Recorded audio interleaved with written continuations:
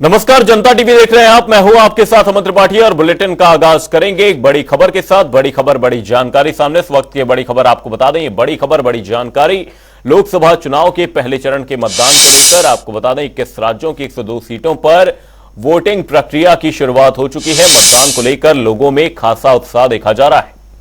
बूथों पर सुबह से ही कतारें लगने लगी हैं। राजस्थान की 12, यूपी की 8, वहीं एमपी की 6 सीटों पर वोटिंग प्रक्रिया देखी जा रही है। बिहार में 4, बंगाल की 3 सीटों पर मतदान हो रहे हैं। वहीं तमिलनाडु की सभी 39 सीटों पर वोटिंग होती नजर आ रही है। वहीं बात अगर उत्तराखंड की करें तो उत्तराखंड की सभी 5 सीटों पर आज वोट डाले जा रहे हैं।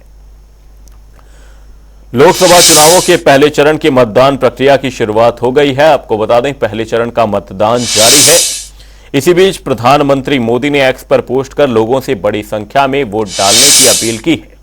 वहीं नागपुर में आरएसएस प्रमुख मोहन भागवत ने भी मतदान केंद्र पर पहुंचकर अपने मताधिकार का प्रयोग किया है। फर्स्ट फेज में आपको बता दें 1625 कैंडिडेट्स चुनावी मैदान में हैं। इनमें 1491 पुरुष, वहीं 134 महिला कैंडिडेट हैं। साथ ही 8 केंद्रीय मंत्री, एक पूर्व मुख्यमंत्री और एक पूर्व राज्यपाल भी इस बार पहले चरण के मतदान में चुनावी मैदान में है। आपको बता दें इस फेज के बाद 26 अप्रैल को दूसरे फेज की वोटिंग होती नजर आएगी। मतदान केंद्रों पर सुरक्षा के पुख्ता इंतजाम है। लोग अपने मताधिकार का प्रयोग करते नजर आ रहे हैं। अपना कर्तव्य है, मतदान अपना अधिकार है। 100% मतदान होना चाहिए, इसलिए आज पहला काम मैंने मतदान का किया है। 1.86 करोड़ के करीब पोलिंग स्टेशंस पे, मतदान केंद्रों पे मतदान होना है। तो सब अपने अपने बाहर निकल के आए। अब आपकी जिम्मेदारी है। हमारी मेहनत पूरी हुई है, हमने बहुत मेहनत की है। अब हम समझते हैं कि हर वोटर को निकल के आना चाहिए, हर युवा को, हर महिला को, हर व्यक्ति को, ओल्ड एज, एवरीवन, सबको एक बार हमारी विनती भी है, गुहार भी है, अनुरोध भी है, अपील भी है कि सब लोग एक बार वोट देने आए। और वोट देने आएंगे तो उसका जो लोकतंत्र के पर्व का जो आनंद है उसको महसूस करेंगे। जब मतदान केंद्र पर क्यू में खड़े होंगे लाइन में, तो उसमें सब प्रकार के लोग खड़े होंगे आपके साथ में। तो एक वोट की सबको बराबर की ताकत मिली हुई है, उसको आप एहसास करेंगे। आप एहसास करेंगे कि आप अपनी सरकार चुन रहे हैं, आप एहसास करेंगे आप अपना भविष्य चुन रहे हैं। तो जरूर जरूर आइए। और हमें इस बार उम्मीद है कि बहुत भारी संख्या में मतदाता वोट देने आएंगे। इसी खबर पर हमारे सहयोगी हमारे साथ जुड़े हुए हैं। सबसे पहले हमारे सहयोगी पवन अग्रवाल मुजफ्फरनगर से हमारे साथ जुड़े हुए हैं। पीलीभीत से हमारे सहयोगी धर्मेंद्र सिंह हमारे साथ जुड़े हुए। रामपुर से अगर बात करें तो सुरेश कुमार हमारे सहयोगी हमारे साथ जुड़े हैं। सबसे पहले आपका रुख करूंगा धर्मेंद्र जी, पीलीभीत में किस तरीके से आप जनता का उत्साह देख पा रहे हैं? लोकतंत्र के महापर्व को लेकर किन मुद्दों को लेकर जनता मतदान करने पहुंच रही है? जी बोलिए। आप बता दूं, इस वक्त पीलीभीत के कॉलेज में खड़ा हूं। आप साफ तौर से पीछे देख सकते हैं कि महिलाएं और जेंट्स सभी लोग आना स्टार्ट हो गए हैं और लाइन लगी है और अपने मत का प्रयोग कर रहे हैं। यहाँ पर अगर जो मतदान करने आ रहे हैं लोग, युवा अपने रोजगार और कई अन्य मुद्दों को लेकर यहाँ मतदान कर रहे हैं। जी जी, हमारे सहयोगी रामपुर से सुरेश कुमार भी हमारे साथ जुड़े हुए हैं। सुरेश जी, आपसे जानना चाहूंगा किस तरह का उत्साह आप देख पा रहे हैं मतदान केंद्रों पर? वहीं सुरक्षा के किस तरह से इंतजाम किए गए हैं? वहीं मतदाताओं को सहूलियत हो उसे लेकर किस तरह के इंतजाम है जिससे मतदाताओं को किसी भी तरह की दिक्कत का सामना न करना पड़े?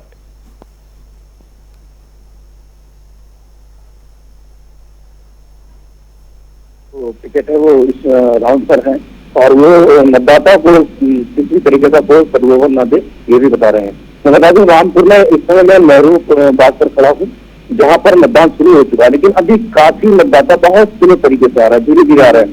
जिस तरीके से मतदान होना चाहिए अभी वो नहीं हो पा रहा है। और जहाँ तक सुरक्षा व्यवस्था की बात है तो जिलाधिकारी और कप्तान साहब इस समय मौजूद मतलब राउंड दे रहे हैं और कहीं ना कहीं देखा जाए लोग जो है बढ़ चढ़कर हिस्सा लेने की कोशिश करेंगे। अभी तो मतदान बहुत स्लो चल रहा है। जी अमन जी, मुजफ्फरनगर से हमारे सहयोगी पवन अग्रवाल हमारे साथ लगातार जुड़े हुए। पवन जी, आपसे जानना चाहूंगा मुजफ्फरनगर में किस तरह के सामाजिक और राजनीतिक समीकरण देखे गए जिसके बाद से आज जनता मतदान करने पहुंच रही है? वही सामाजिक समीकरण की अगर बात करें तो किस तरह का सामाजिक समीकरण मुजफ्फरनगर में है? आवानी मुजफ्फरनगर में जो चुनाव है वो थोड़ा सा पकड़ा है, तो वो एक घंटा हो चुका मतदान शुरू हुए। और सामाजिक तो और राजनीति की बात तो पहले सामाजिक की बात करता हूँ। जो प्रत्याशी आनंद रानी है वो अपने बूथ पर मतदान कर चुके हैं। अभी कुछ देर में आपको स्क्रीन में दिखाता हूँ। तो दूसरी सामाजिक की बात करें तो लोगों में मोदी और योगी को लेकर काफी उत्साह है, उसी के देखते हुए लोग वोट कर रहे हैं। और अभी लगातार जिन कुछ लोगों से हमारी बात हुई है इस चीज को लेकर, चुनाव को लेकर, तो लोग विकास जो हुआ है मुजफ्फरनगर के अंदर उसको महत्वपूर्ण मानते हुए प्रत्याशी को, जो उनका कैंडिडेट है, जो उनका सांसद है लोगों का, उसको वोट कर रहे हैं लगातार। और मुजफ्फरनगर की बात करें तो अभी जो 1 घंटा वजह से काफी हद तक ठीक ठाक परसेंटेज मतदान की हुई है, और पुलिस फोर्स की पूरी एक्टिव है, लगातार एडीएम या एसपी भ्रमण बूथों पर कर रहे हैं, अगर बूथ बनाई गई है। लगातार चुनाव की बात करें तो कुछ आज काफी नया देखने को मिलेगा। अभी भी यहाँ बिजनौर के जो लोकसभा प्रत्याशी है चंदन चौहान, वो यहाँ सीटों जो श्री भगवान शंकर के सामने माथा टेकने आए थे अपनी पत्नी के साथ रख दिए, और उसके बाद वो बिजनौर लोकसभा में निकल चुके हैं। उनका आवाज शहरी क्षेत्र में पड़ता है अमन। और अब लगातार यहाँ राजनीतिक जो हस्तियां उनका जमावड़ा लगना शुरू हो जाएगा। कुछ ही देर में 9:30 बजे के करीब यहाँ पर राज्य मंत्री है यूपी के गद्दावर नेता है कपिल देव अग्रवाल, 9:30 बजे अपने बूथ पर मतदान करेंगे। अमन, पहले चरण के मतदान में यूपी की 8 सीटों पर मतदान होना। आप सभी सहयोगी बने रहेगा हमारे साथ। यहां पर रुकते हैं एक छोटे से ब्रेक के लिए। ब्रेक के उस पार खबरों का सिलसिला लगातार जारी है।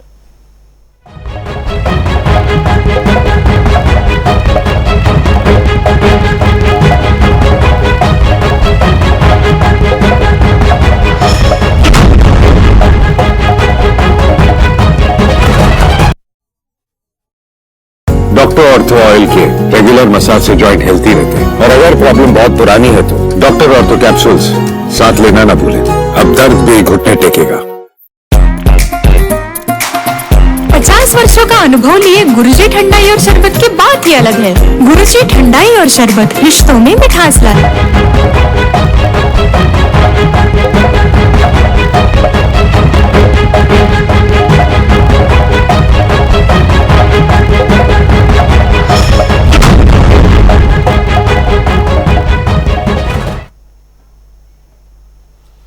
ब्रेक के बाद आपका स्वागत है। आप देख रहे हैं जनता टीवी। लोकतंत्र के महापर्व को लेकर जनता में काफी उत्साह देखा जा रहा है। पहले चरण की मतदान प्रक्रिया की शुरुआत हो चुकी है। लोग मतदान केंद्रों पर अपने मताधिकार का प्रयोग करते हुए नजर आ रहे हैं। हमारे साथ हमारे तमाम सहयोगी लगातार बने हुए हैं। पीलीभीत से हमारे सहयोगी धर्मेंद्र हमारे साथ लगातार जुड़े हुए हैं। धर्मेंद्र जी, आपसे जानना चाहूंगा, पीलीभीत उत्तर प्रदेश के लिहाज से एक हॉट सीट मानी जाती है। राजनीतिक और सियासी समीकरण किस तरह के बनते हुए नजर आ रहे हैं? वहीं मतदान केंद्रों पर अगर युवाओं की भूमिका की अगर मैं बात करूं तो युवाओं की भूमिका कितनी अहम हो जाती है, और साथ ही युवाओं में भी वो जो फर्स्ट टाइम वोटर, पहली बार अपने मतदान का प्रयोग करने वाले हैं।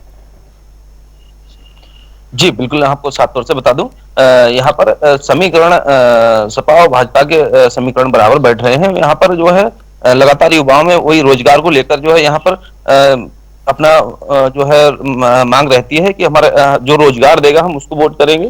और बाकी यहाँ पर लगातार अभी बात करें तो 1 घंटा वोटिंग होते हो गए, लेकिन वो उत्साह अभी नहीं दिख रहा है, क्योंकि अभी बहुत कम मात्रा में लोग निकल के आ रहे हैं। और आप साफ तौर से देख सकते हैं कि ना भी भीड़ है। अभी बूथ यहाँ पर एडमंड कॉलेज पीलीभीत का है, यहाँ पर कई बूथ बने हुए हैं, और आप देख सकते हैं कि बहुत कम संख्या में लोग यहाँ पर पहुंचे हुए हैं। जी, हमारे सहयोगी रामपुर से सुरेश भी हमारे साथ लगातार जुड़े हैं। सुरेश जी, आपसे जानना चाहूंगा, रामपुर में जनता किन मुद्दों को लेकर मतदान करने पहुंच रही है? वहीं किस तरह का उत्साह आप देख पा रहे हैं लोगों के अंदर? युवाओं की अगर बात करें और साथ ही 85 उम्र से अधिक जो मतदाता हैं उन्हें लेकर किस तरह के इंतजाम रामपुर में किए गए हैं? देखिए, मैं बता दूं बिल्कुल अमन जी, जिस तरीके से अभी मतदाताओं में इस तरीके का भीड़ भाड़ नहीं चल रही है, बहुत स्लो मतदान चल रहा है। मैं बता दूं, रामपुर में मेरे साथ एक मतदाता आए हैं, अभी मैंने वोट किया है, वोट कम करा, पर्ची नहीं निकल रही। क्यों, क्या बात? विमल कुमार, क्या पर्ची क्यों नहीं निकल रही? कह रहे हैं जो पर्ची नहीं तो बताया नहीं, बताया मैंने, दिखाया। तो क्या कारण है, किन मुद्दों को लेकर मतदान करेंगे? आज हम तो ये बेरोजगारी वगैरह इसके नहीं करेंगे। क्या बेरोजगारी, मतलब इस तरीके से भाजपा सरकार चल रही है, गरीब रोजगार भी है क्या? और बिल्कुल रोजगार करती है, तभी ही कोई होगा। देखिए ये यहाँ के मतदाता हैं, वो कह रहे हैं कि बेरोजगारी को लेकर के हम मतदान कर रहे हैं और जिस तरीके से सुरक्षा व्यवस्था है, शिक्षा है और विकास है, उसको लेकर के मतदान कर रहे हैं।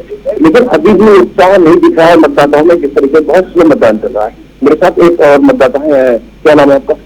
जी अजय भाई, आपने मतदान किया है, किन मुद्दों को लेकर?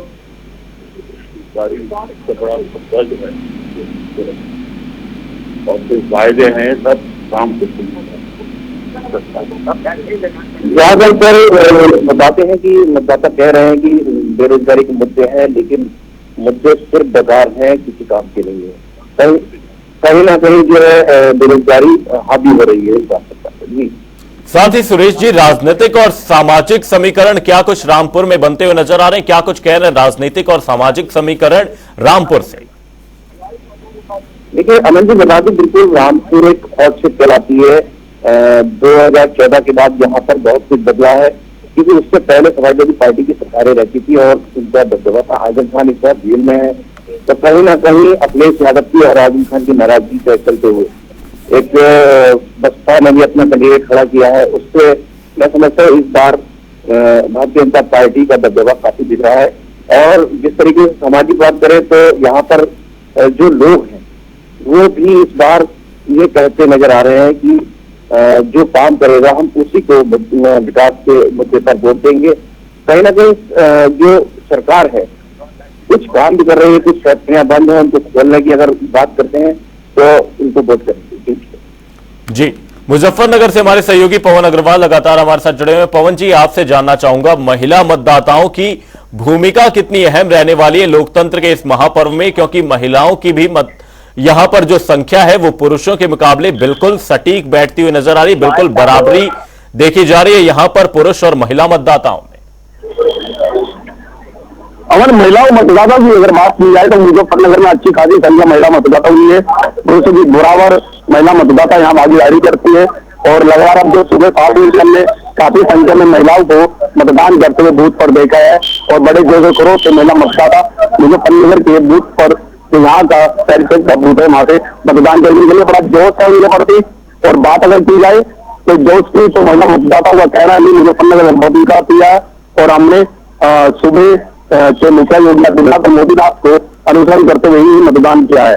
अमन जी, हमारे सहयोगी पीलीभीत से धर्मेंद्र जी हमारे साथ लगातार जुड़े। धर्मेंद्र जी, मैं आपसे जानना चाहूंगा, सुरक्षा के किस तरह से इंतजाम किए गए, वहीं जनता के लिए क्या कुछ इंतजाम पोलिंग बूथों पर किए गए? क्या जनता उनसे खुश है? क्योंकि हमने कई जगह पर देखा कि लोग नाराज होते हुए भी नजर आए कि जिस तरह से व्यवस्थाएं की गई कि एक ही बूथों पर कई वार्ड के लोग मतदान करते नजर आए, जिससे कि वहां पर एक कैओस की स्थिति बन गई, वहां पर लोगों को काफी दिक्कतों का सामना करना पड़ा। लेकिन पीलीभीत में किस तरह की स्थिति आप देख पा रहे हैं?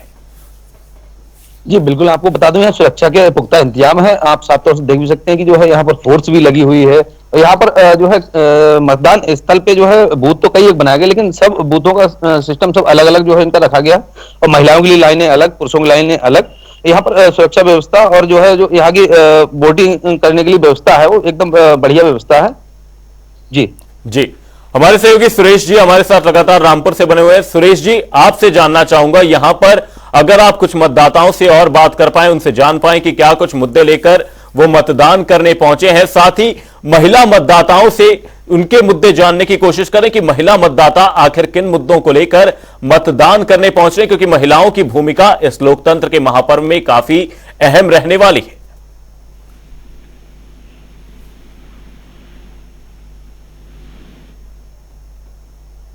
मैं समझता हूँ कि महिला मतदाता अभी बहुत कम आ रही है, शायद एक दो देखने को मिल रहे हैं, लेकिन जो मतदाता हैं वो धीरे धीरे तो आ रहे हैं।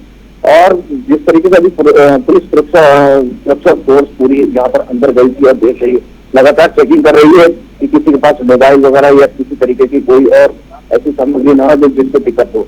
अब मैं बता दूं आपको, यहाँ पर देखिएगा, आपको बात दिखा रहा हूँ कि मतदाता आ रहे हैं, धीरे धीरे आ रहे हैं। और क्या नाम है आपका? वोट डाल दिया? किन मुद्दों को लेकर वोट डाला? किन मुद्दों को लेकर वोट डाला? हाँ, क्या दिक्कत है, क्या परेशानियां होती है, किस मुद्दों को लेकर वोट डाला गया? जमीन हमारी खेती नहीं बारे इस सरकार तो लगातार मकान भी दे रही है, सब कुछ दे रही है। तो मकान मोटों को दे रही है, गरीबों को देख कब देगी। हाँ, क्या नाम है आपका? बताना नहीं। देखिए, अभी महिलाएं है, लेकिन वोट डालने के बाद बोलने को मना कर रही है, कुछ न कुछ बोल नहीं पा रही है। तो मतदाता इस बार साइलेंट है, कहीं ना कहीं वो कुछ बोलने को इंतजार कर रहा है। जी, हमारे सहयोगी मुजफ्फरनगर से पवन अग्रवाल हमारे साथ लगातार जुड़े हुए। पवन जी, मैं आपसे जानना चाहूंगा, जनता यहां पर बदलाव के मूड में नजर आ रही है या जनता जो मौजूदा सरकार है उनके कामों से खुश है? और क्या कुछ काम मुजफ्फरनगर में ऐसे किए गए जिसमें जनता में उत्साह है? साथ ही जो मतदान प्रतिशत को लेकर एक दिक्कत आ रही है कि फिलहाल मतदाता अपने घरों से बाहर नहीं निकल रहे हैं, उदासीनता का क्या कुछ कारण है?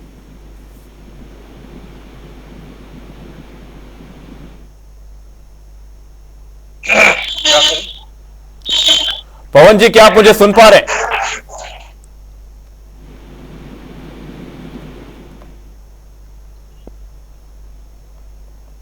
पवन जी, क्या मेरी आवाज आप तक पहुंच पा रही है?